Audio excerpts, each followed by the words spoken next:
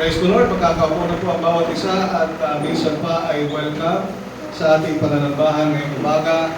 And para sa ating mga first-timers, you are all welcome. At sa ating mga gatihana, you are all welcome also. At sa ating mga kapatira na wala ngayon, I hope you are all well. Amen. And this time, I'd like us to hold up our Bibles and say our pananampalataya sa Biblia. Recite po natin. Pananampalataya sa Biblia. Ang Biblia ito ay aaralin ko, babasahin ko at pakikinggan ko.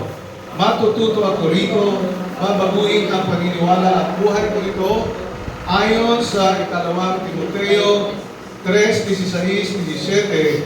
Ang lahat ng kasulatan ay kinasihan ng Diyos at kapinabang sa pagtuturo ng katotohanan, sa pagsaway sa kamalian, sa pagtutuwid sa likong gawain, at sa pagsasanay para sa matuwid na pamumuhay, upang ang lingkod ng Diyos ay maging ganap at handa sa lahat ng mabubuting gawain sa pangalan ni Jesus.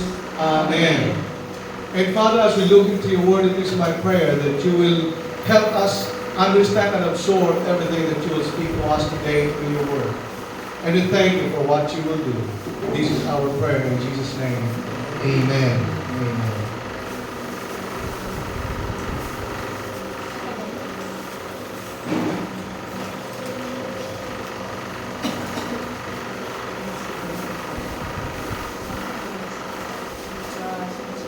Yes. I'd like to invite your attention to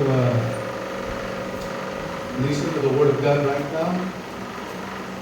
As it is said, ang lahat ng bagay, panahon at buhay ay may simula at hangganan.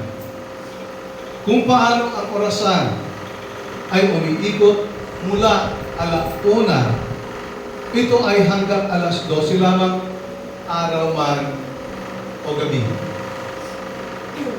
Kung ang fresh water ay umaakyat sa himpapawid at kapag naipon na ito sa himpapawid, sa takdang panahon ay babagsak din ito sa lupa at ito yung ulan. Diba? Yung evaporation, yung condensation, yung cycle. Water cycle. Diba? Kung may panahon ng pagtatanim or panahon ng tagtanim, darating din ang panahon ng tag-ani.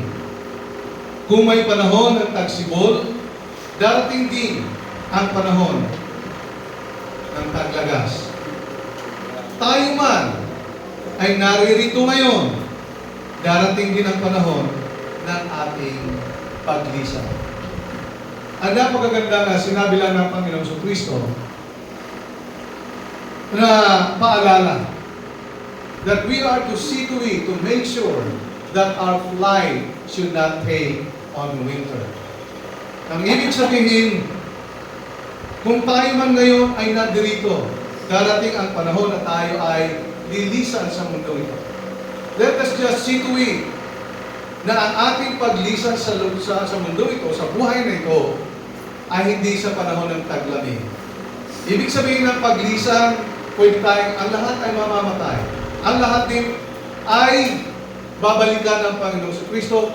Ang namatay ng buhay pananampalataya at ang buhay ng may pananampalataya at sumasampalataya sa Panginoong Jesucristo, kanya itong babalikan.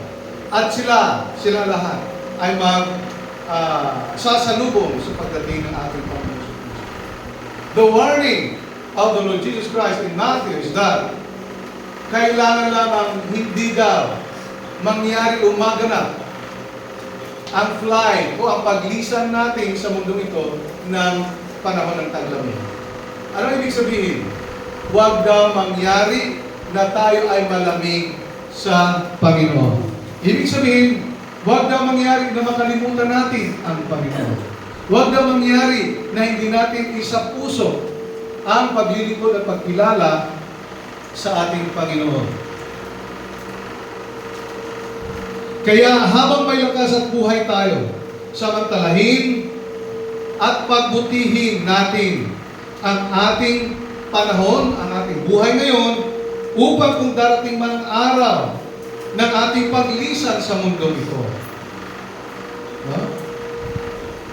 May walang hanggang langit tayo na pupuntahan at hindi tayo maghihinayang at magsisisi na hindi natin nagamit sa pagsunod sa kalooban ng Diyos at ating buhay. Tandaan na temporary lang ang ating pananatili dito at ang lahat ng bagay sa mundo ito. Meron talagang permanenteng lugar para sa mga tumanggap ng alok ng buhay na walang hanggan ng Panginoong Jesucristo. Ang tawag dito ay lugar na walang hanggan o eternity.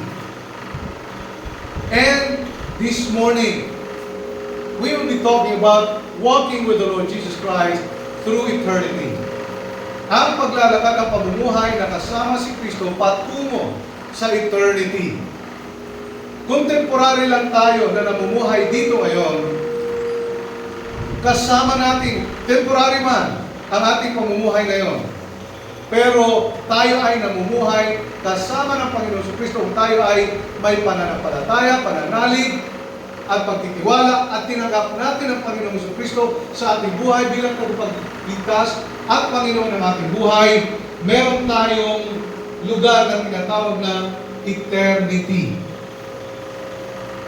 Now, according to Oxford Dictionary, eternity means, ang ibig sa kahulugan, ang ibig sabihin ng eternity sa Oxford Dictionary ay infinite or unending time. So, ibig sabihin, kung dito sa lupa ay merong hangganan, ang ating pamumuhay doon sa langit ay walang hanggan. Infinite or unending time. Walang hanggan. It is a state to which time has no application. Meaning to say, there's what we call timelessness. No? Or timeless existence. So we will be with the Lord for eternity. Now sa theology naman, in the study of God, theology means, theology is taken from the word theo, which means God, logi or logos, word or study, so it means the study of God. It means an endless life after death.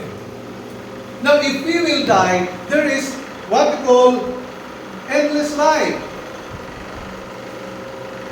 There is what we call endless life. Okay?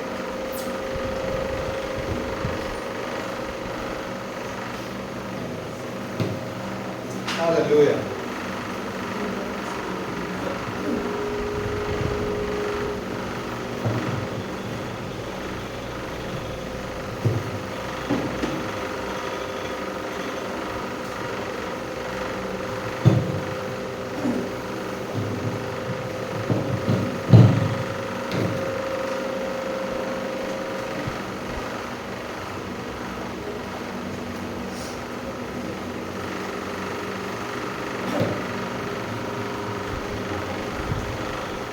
Isa nag-aalburuto yung ating mga electricals. Okay, moving on. So, eternity in theology means endless life after death. Or eternal life. Or walang hanggang pagkabuhay. Kung tayo ay mamamatay, kung mamamatay man tayo, pero may pananampalataya, tinanggap natin si Kristo at nagsisi sa ating mga kasalanan, meron tayong endless life after death. Pero maaari din naman na sa pagbalik ng ating Panginoong si Kristo, tayo ay madadatan niyang buhay. The same endless life we will experience. Walang hanggang buhay. So, immortal souls destined for eternity. Yeah. So, it is only applicable to those who believe in the Lord Jesus Christ and those who have accepted the Lord Jesus Christ as their personal Lord and Savior. We will be in eternal dwelling of the Lord. Because we will have and we will be given an eternal life. Now again, our eternal life is the life of God. So God will give us His life if you accept the Lord Jesus Christ as your personal Lord and Savior. Pag tinanggap mo si Kristo ngayon, ibibigay niya ang buhay na walang hanggan. This is the life that He had and that He has. This is the life of God. Zoe. So, eternity. Now, I'd like you to look up here, if you have Bibles with you, if you want to open it. Let's take a look at this chapter, at this Matthew chapter 6, verses 19 to 21. In an NIV or New International Version, ito po ay tumatalakay sa treasures in heaven. Or, ano ba sa Tagalog ng treasures? Wealth, yaman, kayamanan, sa langit. Well, it says, do not store up for yourselves treasures on earth, while moths and vermin destroy, and where thieves break in and steal. But store up for yourselves treasures in heaven, where moths and vermin do not destroy, and where thieves do not break in and steal. For where your treasure is, there your heart will be also. This is the word of the Lord. Now the context of this passage here is coveting other people's possessions. And the antidote to that is generosity. So, ang pinag-usapan dito is treasures. Na huwag daw natin kunin ang treasure na nakalaan sa Kanya. Well, each of us ay meron tayong nakalaan na treasure in heaven or in treasure that we can get today from the Lord Jesus Christ. Kung tatanggapin natin ang Panginoong Jesucristo sa ating buhay, we can get one for us, but we cannot get it from others. This is the treasure in eternity. And I'd like to mean that this is the life eternal. Hindi natin mananakaw. Kaya sabi nga ng ating binasa, huwag kayong mag-ipon ng kayamanan dito sa lupa na nanakawin at kakalawangin lamang. Sisirain na magnanakaw. Well, it is not actually literally na huwag tayo mag-ipon kasi paano na ang ating mga pagkain. But ang ibig sabihin dito is that huwag tayo magpapakalunod sa pag-accumulate or ang ating panahon, ang ating isip ay ituon natin sa mga bagay na makasanlibutan. Because we are all just passing here on earth. At ang lahat ng bagay na nandito sa mundo ito ay masisira, mawawala, at hindi magtatagal. Kahit na mga mayayaman, kapag sila ay namatay, hindi naman nila madala ang pera sa libingan. Merong ibang mga kultura na pinapadalhan nila ng pera at ng mga alahas sa kabao. Pero pag talikod nila, binabakbak ng mga magnanakaw ang libingan at kinukuha yung mga gold or yung mga pera, treasures na pinasama sa paglibing.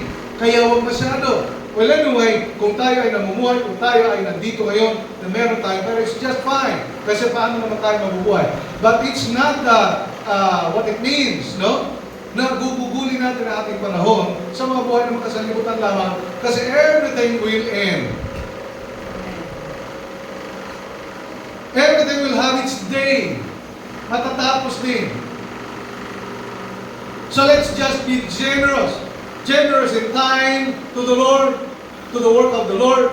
Generous in giving of our tithes, our offerings, our love gift to the work of the Lord. Let us be generous in giving, in sharing what we have or what we have with others.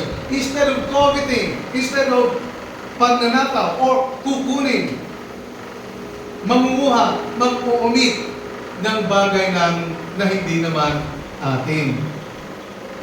In Jesus' day, treasure tended to take the form of fine clothing and metal objects, being harder to produce than objects of wood and stone or agriculture produced. There were of greater worth. Noong mga panahon na yun ang mga, kahit hanggang naman ngayon of greater worth pa rin. Yung mga agricultural treasures, yung mga damit. Well, meron nga isang tao na nagsabi sa akin na wala ng kanyang anak ng damit, pero inasahan niya na meron man lang sana mag-take charge at merong mag-report sa kanya na nawala ang gamit ng anak niya, pero nobody cared, nobody did.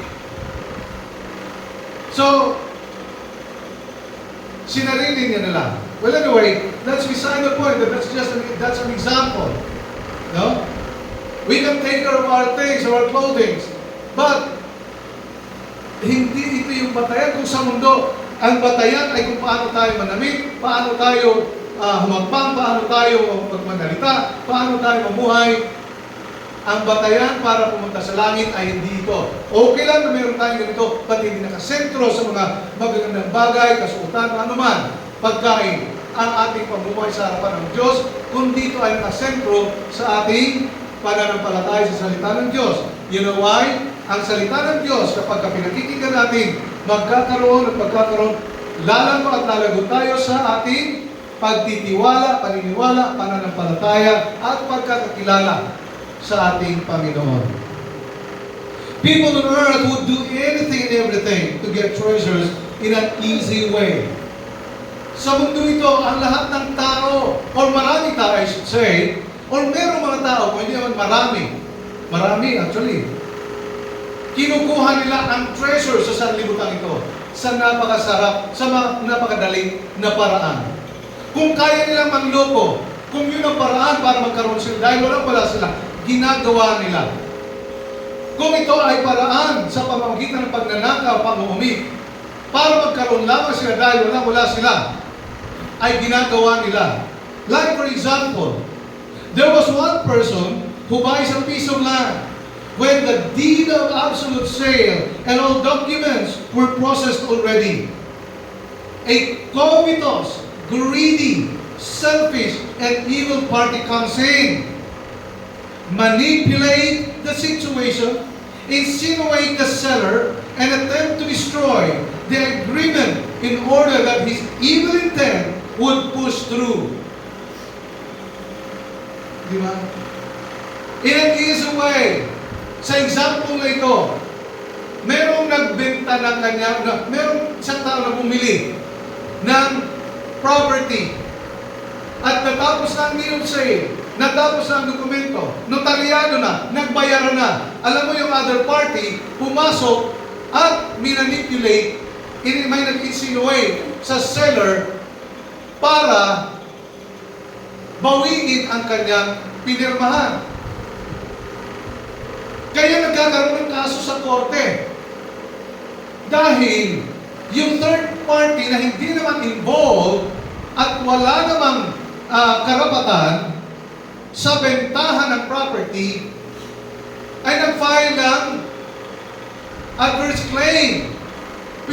Nagpagawa ng affidavit sa abogado at pagkatas pinasa sa Registry of Deeds at inannotate doon ng Registry of Deeds, nilagay doon na may adverse claim ito. Pero meron din itong, kaya meron siyang annotation na may adverse claim yung property. You see, you can just imagine how covetous, how bad the situation has become because of the bad insinuation of the bad-minded person or persons. So nagtagumpay siya, pero in the end, nagtagumpay siya na mag-file lang ng adverse claim. Pero in the end, I know that the Lord will stand on His throne and do its course. Do what pleases Him. Gagawin ng Panginoon kung ano yung tama at nararapat para sa may matuwid ay may malinis na konsyensya. Now this is the kind of person that's being told not to store up things on earth, because it is possible that he would engage in acquiring wealth the evil way. Yun ang sinabi ng ating binasa. Let's not acquire possessions or wealth here on earth the evil way. Kung meron man tayong wealth, kung meron man tayong bahay, lupa, pera, dapat pagtrabahuan mo yan.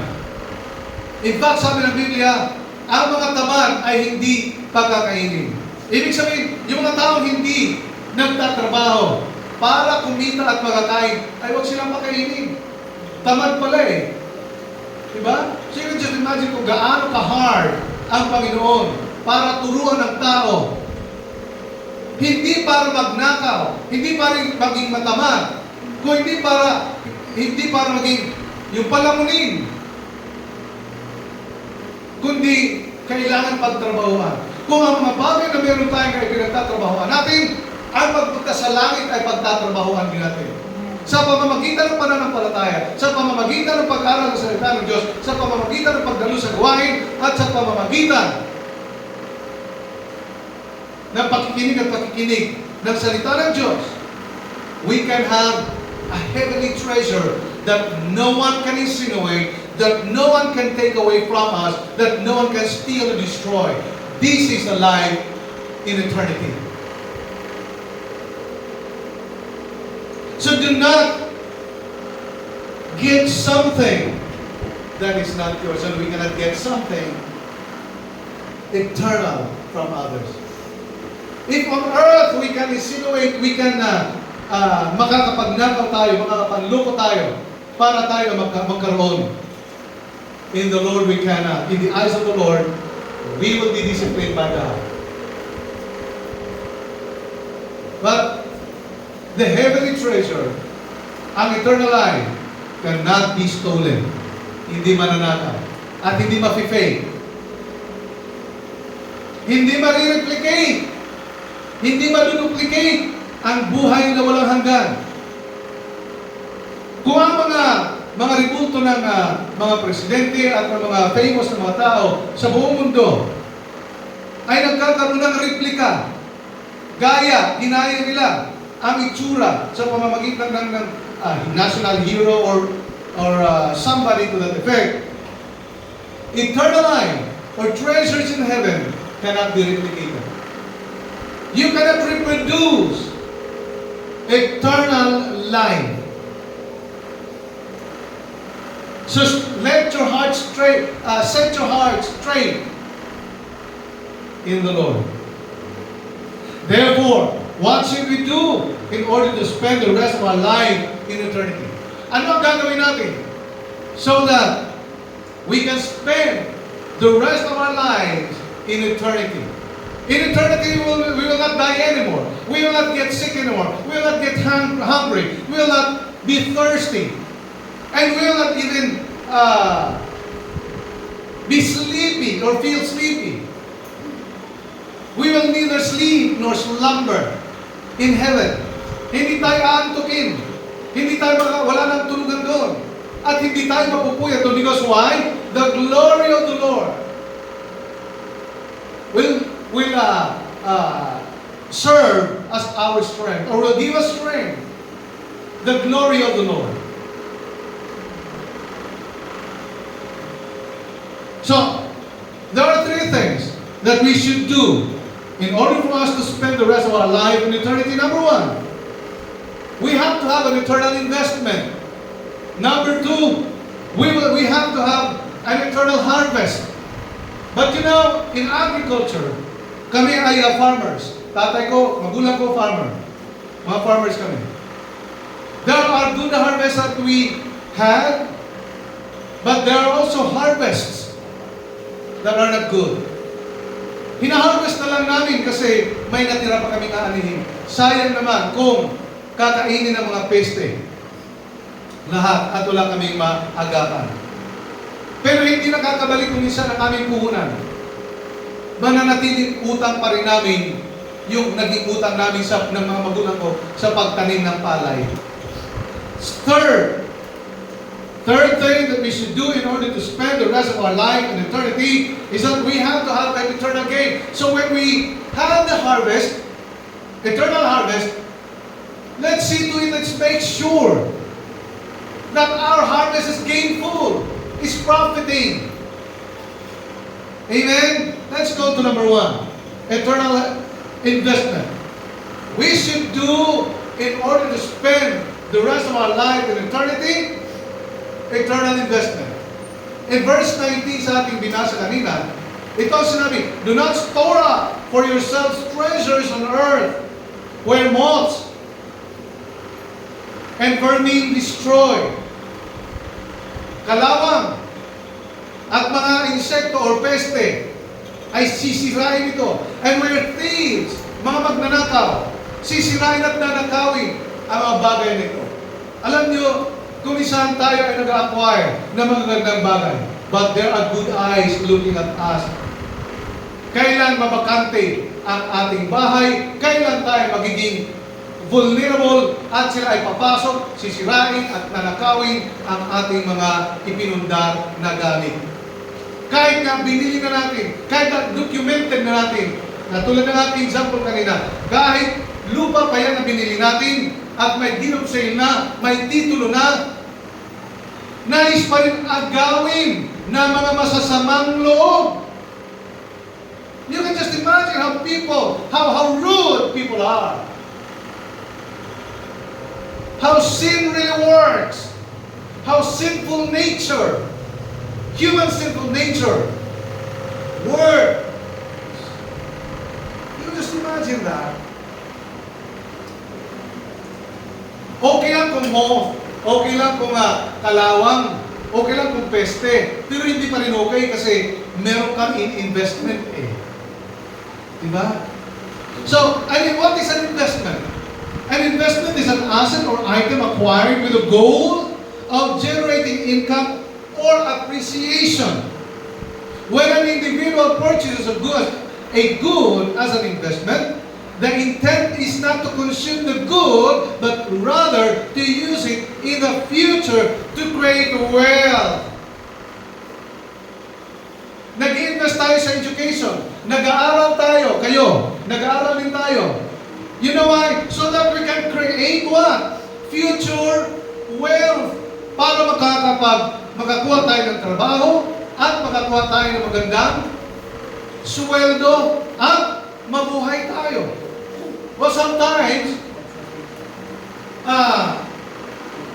nagsisimulan talaga tayo kumisan sa mababa. Well, sa kumpanya, may rank and file. Tapos meron supervisory level. At meron managerial or higher ups. Yun yung ranking ng position sa company or corporate world or corporate. Okay? So, we generate income or appreciation or invest. Nag-invest tayo. It pays to invest. Di ba? Ang mga tao ay nagbabangko sila para kumita ang pera nila. Di ba ang tao ay nag-share sa SSS o GSIS para pagdating ng panahon pag-retire nila, ay meron silang pension? Same thing sa atin sa spiritual na buhay. Kung tayo, pagdating ng panahon, ngayon pa lang, ay nag-invest tayo sa eternity ng pananampalataya, ha-harvest tayo ng walang katapusang retirement benefit or yung tinatawag sa ating panahon na pension until we die. But in heaven, there's no limit. Our life will never die. If we get to heaven, if we will be in heaven, we will never die anymore. So that we will create wealth. So that we will create eternal life. So that we can get eternal life, we believe in the Lord Jesus Christ. Because Jesus is the way, the truth, and the life. And there's no other way to get to heaven but to accept the Lord Jesus Christ as Lord and Savior. In an economic outlook, an investment is the purchase of goods that are not consumed today but are used in the future to generate wealth. Okay? Kaya kung nag-iimpong ka sa bangko, may madudukot ka. Mag-i-interest ang pera mo. Others invest, or others put their money in real estate. Nagbabayad sell sila to gain. Ang iba naman ay nagbabayad sell ng alahas. Or bumibili ng alahas para kapag halimbawa may pangangailangan, maisasanlan nila ito sa mataas na halaga, kikita sila. Pero alam nila na meron silang pagkukuhanan ng pambayad. Nagipit lang. So, dito sa atin, wala tayong isasanlang kundi pananampalataya lamang sa Panginoon sa Kristo at repentance, pagsunod lamang sa Panginoon. Investment can include stocks, machines, and research. Dito sa sanlibutan. But in eternal investment is faith, Word of God, and the Lord Jesus Christ. Have Jesus in your life. Have His Word in your life. And you'll get eternal life. Investing our life unto eternity is first of all complying all the requirements or eternal requirements. First of all, complying all the requirements. There is a purchase of goods with a goal to generate income or appreciate. Kailangan, di ba, bumibili tayo ng lupa ngayon. Let's say, ang halaga ng lupa ngayon ay 1,000 per square meter this year. 3 years from now, baka ang lupa na yan ay magtataas na, magiging 1,500 or 1,700 per square meter. At kung ibenta mo 3 years after sa ganung halaga, ang gain mo doon is 500 to 700 per square meter. Or kung mag-double the price 5, 7 years after, you will have 100% gain or profit. So ngayon, kung tayo ay nag-lay down o nag-invest, nagbigay, nag-impok para sa ating eternity, sa ating walang hanggang buhay, we will not just get double of what we have in store or what we have invested, but we will get more than 100% because we will be spending our life unto eternity with God and the Lord Jesus Christ in heaven. In 2 Corinthians chapter 5, verse 17, it says, "Therefore, if any man be in Christ, he is a new creature. All things are passed away. Behold, all things are become new." What does this mean? Kung ang tao ay nakipagsa kay Kristo, bago na siya. Ang nakaraan niyang magkasalanan ay pinatawad na. So bago na siya. Kristiyano, born again na siya. Anak na siya ng Diyos. You see? So, being in Christ is a requirement for an eternal investment. Have Jesus in you. Have Jesus in us. Believe in the Lord Jesus Christ. You and your household will be saved. That is eternal investment. And that is a requirement that we need to comply. Second, compliance. John 3:16 it says, "For God so loved the world that He gave His only begotten Son." Sino ang binigay ng Panginoong Diyos? Ang kanyang bugtong na anak. So that what? Anyone who believes on the Lord Jesus Christ will not perish, will not die in hell, but will have eternal life. Though we die, probably we will die, we'll get sick and have eventually die. But even if we die, if we live for Christ, if we live with faith in the Lord Jesus Christ, and until we die, even if we die, even if we live for the Lord, we will die with the Lord. So nothing we will lose. Walang mawawala sa atin. Amen? So, ano ang kailangan natin? Ano ang requirement? Ano ang kailangan natin i-comply sa eternal investment natin? To believe on the Lord Jesus Christ. Believe. Because if you believe on something, you will do it. Amen. You believe that I can be a good teacher. So what you will do? You will do it. You will study so hard. You believe that you can be an engineer. So kailangan mo mag-aaral na maigi hanggang sa magtapos ka ng college. You know that you can be a good lawyer. So what you can do, what you will do, what will you do? Mag-aaral ka, pag-aaralan mo, magiging lawyer. So that's how you do it. That's how belief can do to us. So if you believe in the Lord Jesus Christ, then you can go to heaven. Because Jesus said, John 14:6, I am the way, the truth, and the life. No one comes to the Father except through me. So if we believe in the Lord Jesus Christ, we will live our life the way God wants us to live. The requirement for eternal investment. In John chapter 3 verses 3 to 7, ito po ay tagpo ni Nicodemo at saka ni Jesus. Si Nicodemo, napakatalino. Nagtanong siya, paano ba, Panginoon, makarating sa langit? Hello? Paano ba ako makakarating sa langit? Paano ako maliligtas? And the Lord said, replied in verse 3, Verily, verily, I say, or I tell you, no one can see the kingdom of God unless they are born again. They, dito sa version na ito, unless they are born again. So meaning to say, sino man nagnanais makarating sa langit, they need to be born again. And that is an eternal requirement. We need to comply. We need to be born again. Born again is not a group, it's not a religion. It is neither what? A person. It's a relationship with God. Being born again in the Spirit. So that our contaminated spirit will be renewed by faith. So sa pananampalataya natin na tayo mababago, babaguhin ng Panginoon. Which is an eternal requirement for us to comply in order for us to invest in eternity. We need to be born again. Nicodemus asked, how can someone be born when they are old?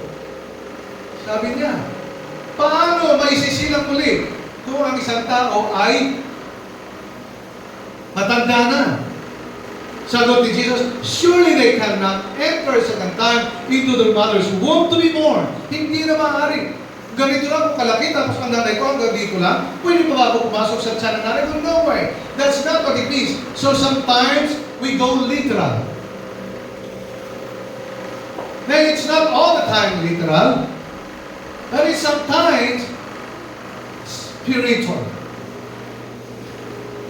And so to Jesus Christ answered in verse 5, Verily, verily, I tell you, no one can enter the kingdom of God unless they are born of water and the Spirit. So you need to accept the Lord Jesus Christ as your Lord and Savior.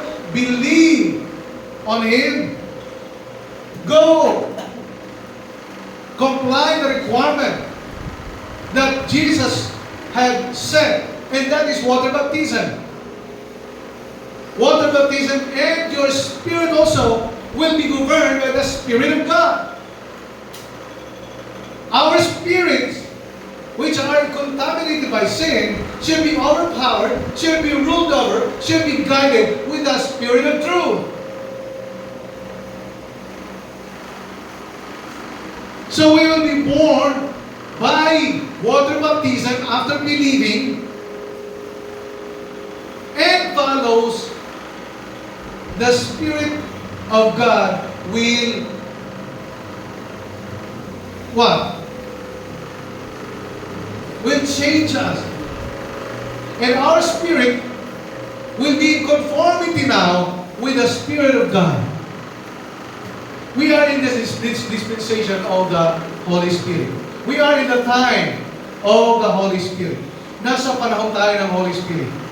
The Holy Spirit guides us, the Holy Spirit teaches us what to do, what good thing we should do, and therefore, a born-again person is guided by the Holy Spirit. And the Lord Jesus Christ said, everyone who worship Him should worship in spirit and in truth. So the Holy Spirit, through His Word, we will know what He's doing. And in verse 6, flesh gives birth to flesh.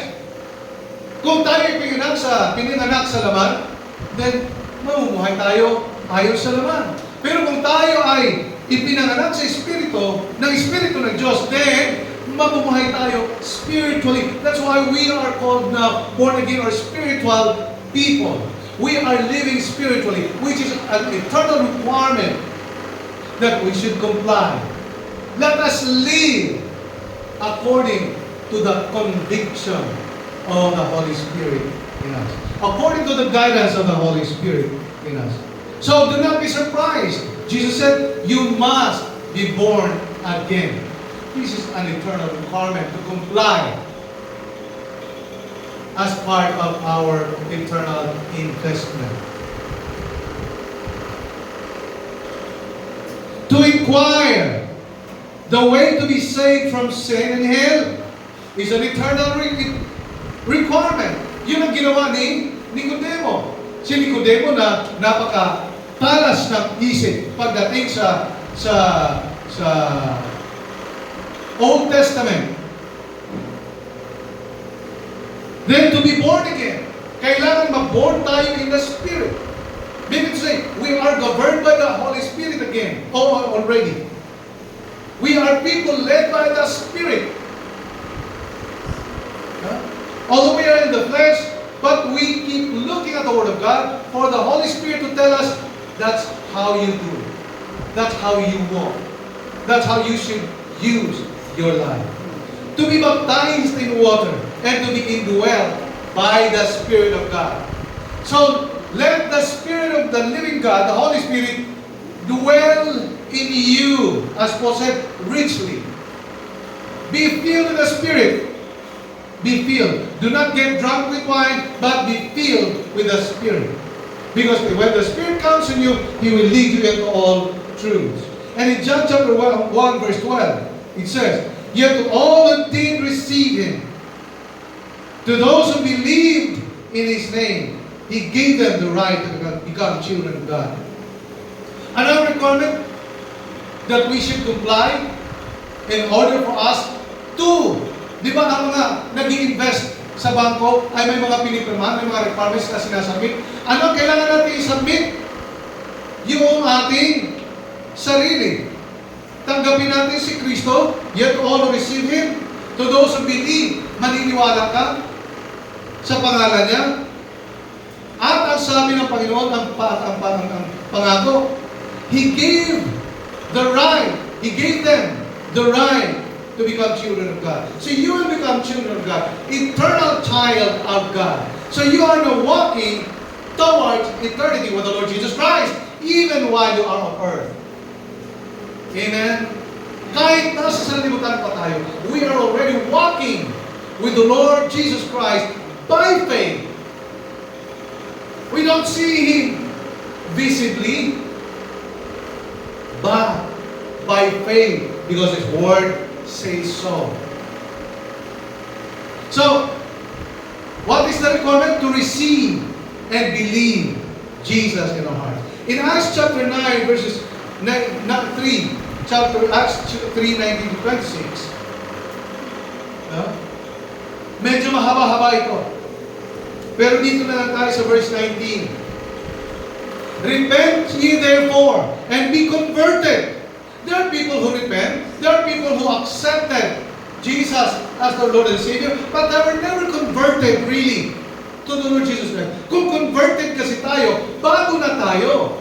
Di ba parang kumbaga ano yun parang titulo ng lupa. Pag binili mo ang titulo, i-convert yun sa pangalan mo. At kung yung lupa na iyon ay agricultural ang classification, may mga requirements ka para i-comply ito sa industrial, commercial, residential. So you have to submit all these requirements for the government agency to validate. So our presence right now is being validated positively by the Lord. Because I believe that you believe on the Lord Jesus Christ. You have accepted. Did you accept the Lord Jesus Christ as your Lord and Savior? Do you now accept it? Do you now accept and believe in the Lord Jesus Christ? Then you are validated, but you have been validated as child of God. Meaning say, kinikilala ka na, dinideklara ka na ng Panginoon that you are a child of God. And therefore, what we should do then? Okay, I'd like you to repeat after me. Repeat after me. Say it. Sabihin ninyo ang sasabihin ko. Repeat after me. Panginoong Jesus, patawarin mo po ako sa aking mga kasalanan. Binubuksan ko pang aking puso at isipan. At tinatanggap kita bilang Panginoon ko at tagapagligtas ng buhay ko. In Jesus' name. Amen. Remember that if you have prayed that prayer, you are now a child of God. From today, August 11, you have been born in the Spirit and walk in the newness of life. Repent ye therefore and be converted. It's not only here na tinanggap natin si Kristo, but be converted. Be converted. Di ba? So, ito requirement. Born again ka na, tinanggap mo na si Jesus. Be converted. Marami ang mga tao na nagsisi sa kanilang kasalanan, but they were never converted to the Lord. Hindi pa rin sila naglilingkod sa Panginoon. Yes, I believe in the Lord Jesus Christ. Yes, I go to church. Yes, I pray. But have you been converted to the Lord? Kung converted ka na kay Lord, at least ang iyong buhay ay sumusunod na sa nais ng Panginoon. Because converted ka na. You have passed through the conversion process or procedure. So be converted, that your sins may be blotted out when the times of refreshing shall come from the presence of the Lord. So repentance is an eternal requirement. Conversion. After repentance, be converted. Change your mind. That is conversion. Diba? I-convert mo na. Kung sasakyan pa noon, ang driving, ang manibela ay nasa kanan nung araw. Tapos, kinonvert siya sa kaliwa. Nilipat siya sa kaliwa na ba? Yes, kaliwa. So, yun yung gear conversion. Ano tawag dito? Yung manibela. Steering wheel. Yeah, very good. Thank you. Diba?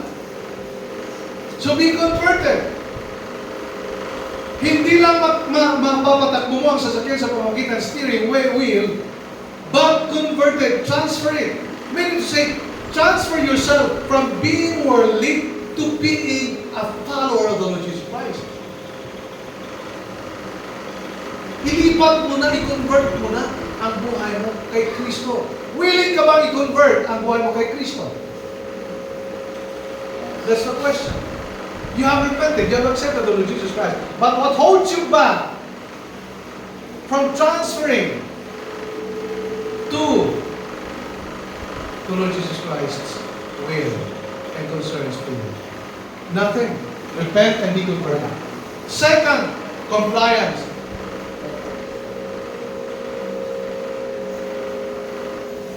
Eternal investment, compliance. Number one, have a contract with the Lord. Eternal contract. In John 14:6, in an NIV New International Version, it says, Jesus answered, I am the way, the truth, and the life. No one comes to the Father except through me. So that is a contract. An offering of the Lord Jesus Christ to everyone who wants to enter eternity. I am the way. Do you want to enter into contract? Do you want to have a contract with me? Nais ko ba magkaroon ng kontrata sa akin upang makarating ka sa langit? Then, have me. Yes, I am offering myself. I am the way. Have me in your life. Jesus is offering us a contract with God through Him. In John 14:3 to 10, dito lang tayo sa verse 3. Medyo haba-haba ito. And if I go and prepare a place for you, I will come back. This is again a contract that is being offered by the Lord. I will go ahead of you, so that if I go up and ahead of you, I will prepare a place for you, so that wherever I am, there you may be also. That is a contract. That is a proposal. If you want to go into a contract, if you want to sign up a contract with the Lord Jesus Christ, He is saying, I will come back and take you to be with me, because I want to, wherever I am, there you may be also. Remember that this is a contract that we need to have with God through the Lord Jesus Christ. Jesus is offering His place in heaven. How good is your place compared to the place in heaven? How incomparable is our place on earth that we cannot leave because we have invested so much on earthly things than just believing on the Lord Jesus Christ and being converted to Him, and we will be with Him in eternity. At ang sabi pa nga ng Biblia, ang ating lalakaran ay ginto. And there will be no more nights. There will be no more sickness, pain, and everything in heaven. Nothing you will need, because the glory of God will fill you. The glory of God will quench your thirst. And thus, the glory of the Lord will satisfy your hunger and everything that you need. Everything that you need is there.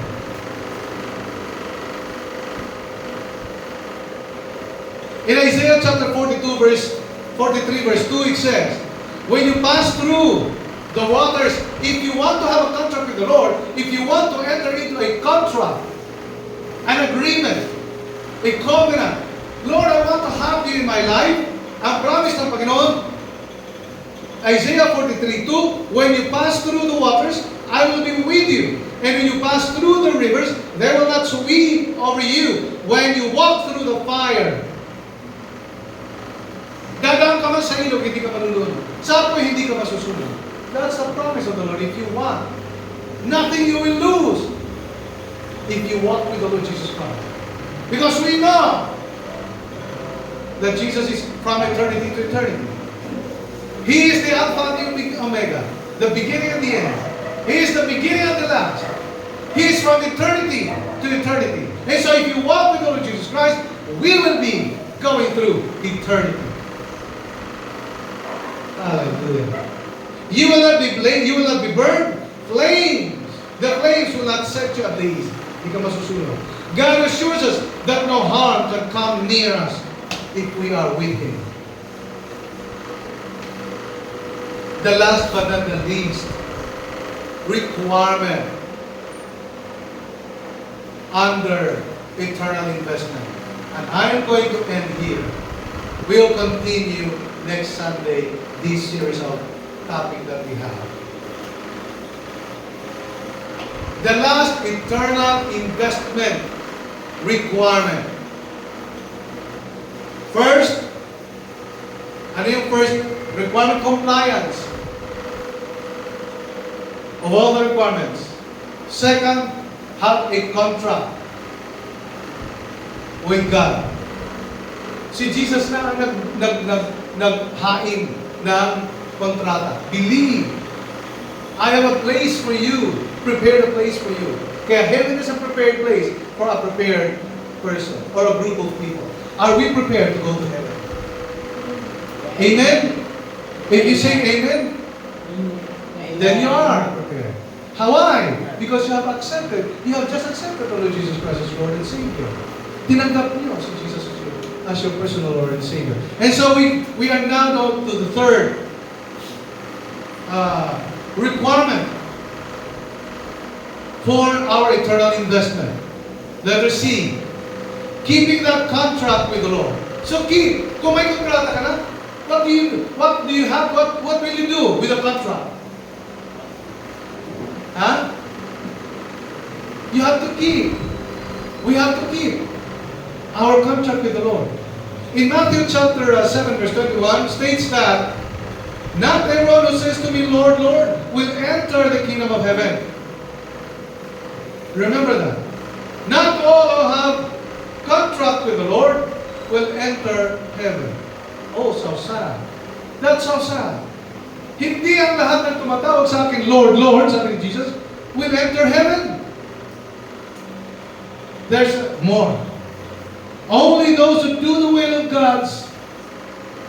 God, or the Father, in heaven, will enter the kingdom of heaven. So, Jesus urges us a conscientious and faithful obedience of God's will. Ano ba ang will ni Lord sa iyo today? Ano ba ang purpose mo na kalooban naman ng Panginoon para sa iyo today? To serve Him. Now, I came to know the Lord Jesus Christ when I was in grade 6. I came to know the Lord Jesus Christ when I was attending Daily Vacation Bible School. However, dahil bata pa ako, kontrolado ako ng magulang ko, tumagal ako hanggang sa ay umabot sa 4th year high school. Doon na, nung mag-college na ako, doon ako talaga ng aking buhay sa Panginoon. Now, do you want to offer your life to the Lord? Keep the promises of the Lord. Contract here is the promise of God. The assurance that God has for each and every one of us. Jesus urges us a conscientious, kailangan willful, and faithful obedience to God's will or of God's will. So kailangan natin sumunod sa kalooban ng Panginoon. Ano ang example dito? Si Jesus again. Nung siya ay hulihin na, malapit na hulihin, nung madaling araw na, he was praying so hard and he was in agony already because in a few minutes later, he will be abducted and he will be turned over to the bad people, to be crucified, to be beaten so hardly, and to be crucified and killed. Jesus said, Father, if it be, let this cup of sufferings pass from me.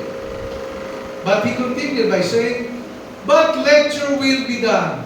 Not my will, but yours be done. Meron man akong pagpapasya, pero nais ko pa rin sundin ang mataas mong pagpapasya. You know why? Because kung tiniwan ni Jesus, kaya ni Jesus iwanan yon? Because pwede niya talagang iwanan ang suffering. Yun ay hindi niya gagawin dahil alam niya na yun ang plano at kalooban ng Panginoon na gagawin niya upang ikaw at ako ay maligtas at magkaroon ng puwang sa walang hanggang langit. Ito ang pagkakaroon ng eternal place in heaven as we have received eternal life. In John chapter 15, verses 4 up to verse 11, ito po sinabi, abide in me, and I in you. As the branch cannot bear fruit of itself unless it abides in the vine, neither can you unless you abide in me. I am the vine, you are the branches. He who abides in me, and I in him, abide in me, he is out, as he is cast out as a branch and is withered. Nalalanta siya. Kung ikaw hindi daw sumunod sa Kanya, ikaw ay puputulin, itatapon at malalanta ka na lang. So wala nang silbi ang ating buhay. Ngayon pa lamang kung hindi tayo maglilingkod sa Panginoon. Magiging walang silbi sa harapan. Yes, we can be successful in this world, but in the eyes of the Lord, we are not existing. We don't exist. If we don't do the will of God, then we don't exist in the eyes of the Lord. Because meaning, we are still living on our own self. Ang ating sarili ay makasalanan, makasarili. And so, abide in me, and my word will abide in you, and I in you, so that you can bear fruit. Fruit of faith, full fruit of belief and everything. Good things. Love, joy, long-suffering, peace. These are the spirit of the fruit of the Spirit. We should have all these fruit of the Spirit in order for us to get through all the trials that are ahead of us, or that are presently pressing against us or on us. Yung pinipit-pit tayo, pinipit tayo ng mga pagsubok, malalampasan natin. We cannot say, Lord, alisin mo ang pagsubok nito, but you say, Lord, give me the grace to sustain me para makalampasan ko ang mga pagsubok. Because there's no other way than to get through the sufferings and trials and testings of our faith. We cannot evade trials and testings. However, we can overcome them by the grace of God. So what do we need? The help of God, the grace of God. And the Lord says, for my grace is sufficient for you, and you will triumph, and you will get over those trials. And so we will go through this, keeping the Word of God, keeping the promises of God, keeping the contract of God to us. First, we have to remain in Jesus. Manatili tayo kay Jesus.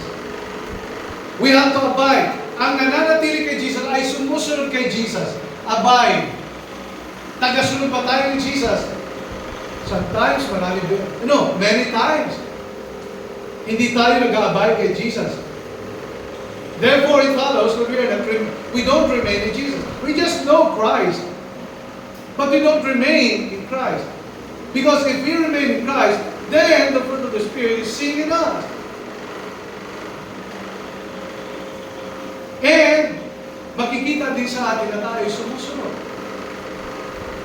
If on Sunday is one of the avenues wherein we can get to hear the Word of God and apply the Word of God and be with the Lord Jesus Christ together with other believers of Christ, then we are abiding in the Lord. And there we will bear much fruit. We will have knowledge, we will know Him even more. And we will know ourselves. We will know what to do and what not to do. The things that we should do are the things that please God. And the things that we should not do are the things that don't please God. Then keep His Word. If all these things are kept in our hearts, then we are walking with the Lord Jesus Christ through eternity. Ulitin ko mga kaibigan,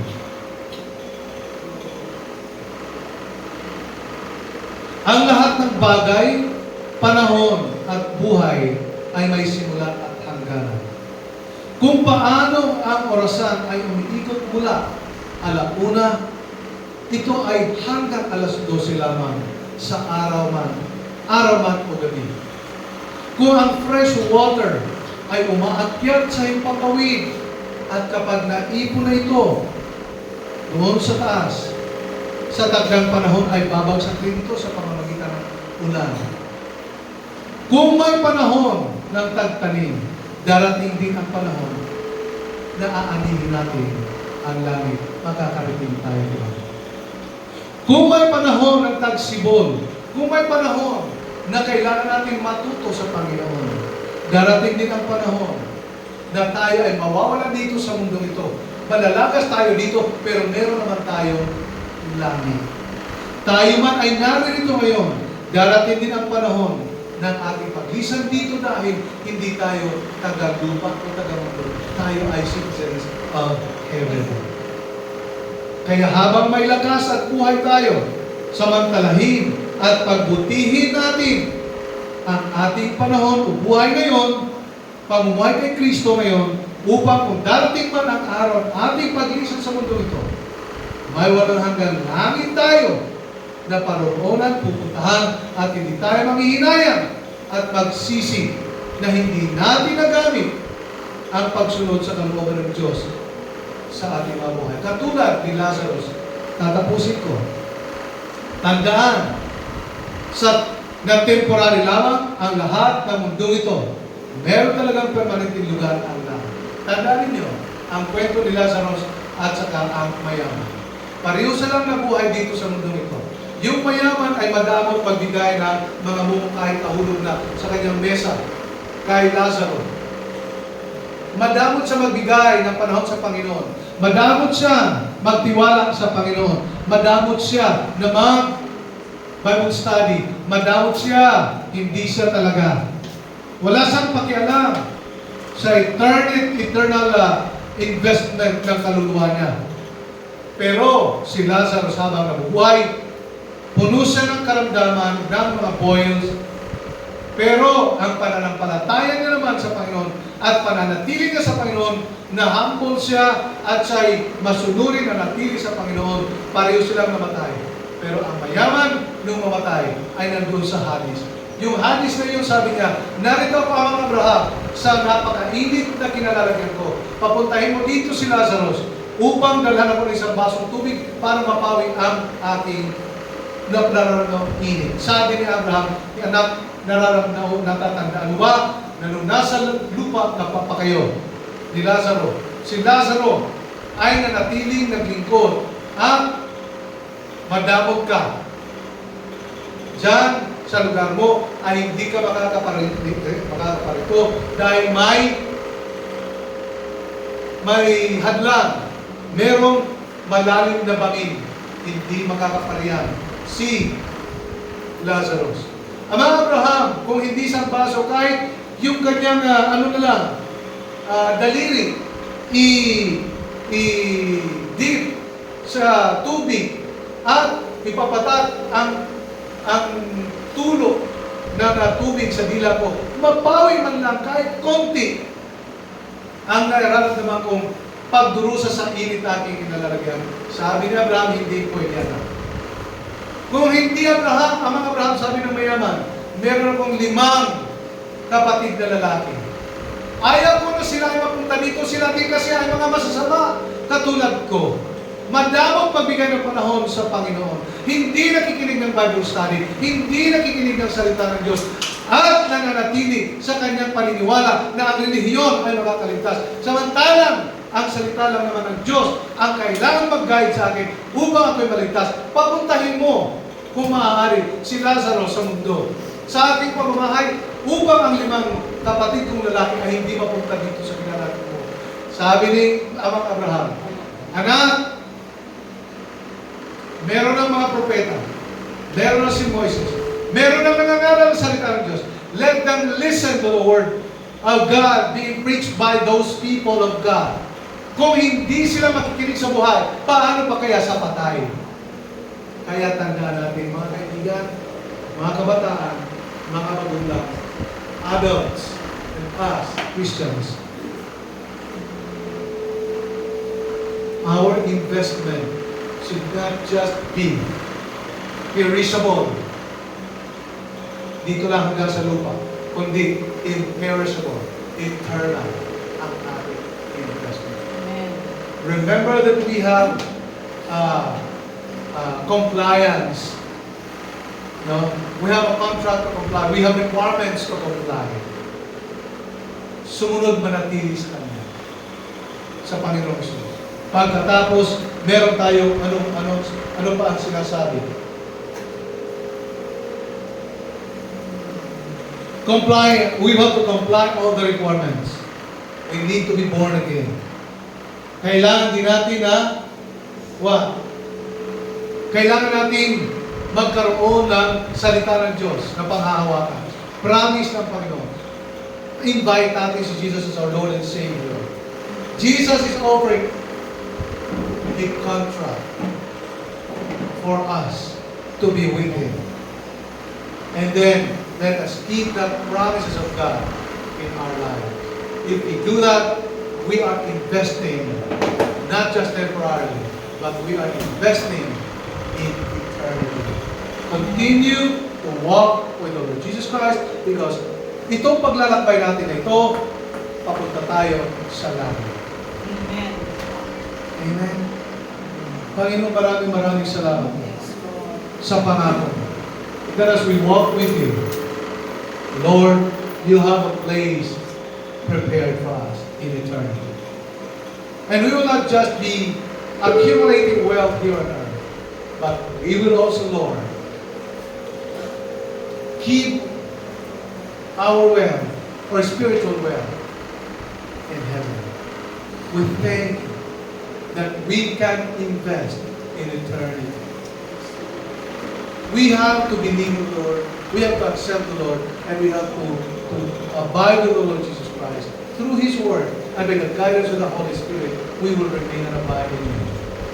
As long as we live, bless everyone, bless this church, and bless our schools, bless our students, bless our teachers, and all the parents, and every one of us, my family, and every single individual in our country, in this whole world, oh God. Let your word be preached. Let this message, Lord, be preached unto all men, so that everybody will know that you have a prepared place for all. We give you all the glory, we give you all the praise. In Jesus' name, amen and amen.